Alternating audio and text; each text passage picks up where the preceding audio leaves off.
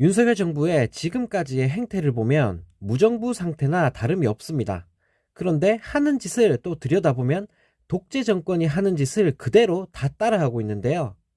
서울 광화문 일대를 세계적 관광 명소로 거점화하겠다며 2년 전에 문화체육관광부가 K컬처 스크린이라는 사업을 시작했는데, 애초 사업의 목적과는 달리 윤석열 정부가 이걸 자기들 홍보하는데 지금 써먹고 있어서 큰 논란이 되고 있습니다. 없는 성과를 쥐어 짜내려고 별의 별짓을 다 하고 있는 건데요. 하는 짓을 보면 정말 가관입니다. 서울 광화문에 있는 대한민국 역사박물관 외벽에 초대형 스크린에 윤석열 대통령이 등장을 하고 미국 국빈 방문 모습과 UAE 방문 당시 모습들을 틀어대면서 대한민국 1호 영업사원 윤 대통령은 훌륭한 세일즈맨이라는 홍보 영상을 틀고 있다고 합니다. 2년 전 문화체육관광부가 광화문 일대를 세계적 관광 명소로 만들겠다라며 K컬처 스크린이란 이름으로 52억 원을 책정했다고 하는데요. 원래 목적은 국민에게는 문화 체험을 위한 공간으로, 그리고 전 세계 창작자를 위한 미디어 캔버스로 활용하기 위해서라고 합니다. 실제로 이 스크린이 지난해 2월 말 공개된 뒤에 초반에는 주로 예술 작품을 상영하는 데 쓰였다고 하는데, 문제는 윤석열 정부가 출범하고 난 후에는 방향성이 완전히 달라졌다고 합니다.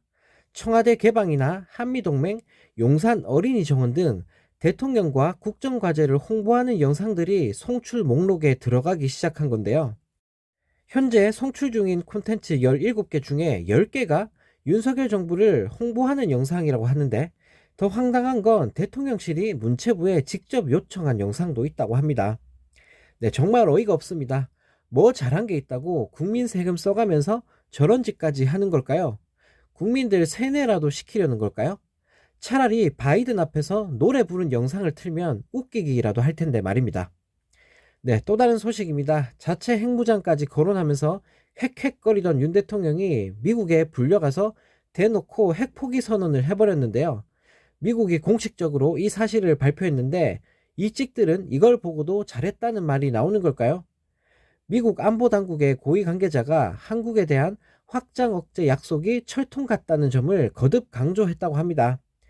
그러면서 지난 4월 한미 정상이 채택한 워싱턴 선언을 그 근거로 들었다고 하는데요.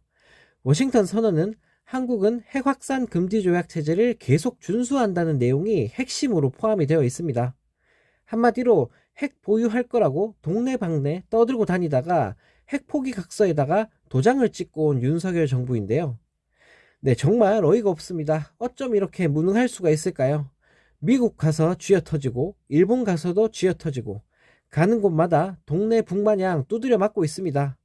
무능한 윤석열 정부로 인해 외교적 카드로 사용이 가능했던 핵무장은 완전히 날아가 버렸는데, 이러다가 나중에는 또 문재인 정부 탓하는 거 아닐지 모르겠습니다. 왜냐하면 이 찍들한테는 이런 게 통하고 있으니까요. 무능한 윤 대통령의 외교 실력 때문에 나라가 제대로 박살이 나고 있습니다.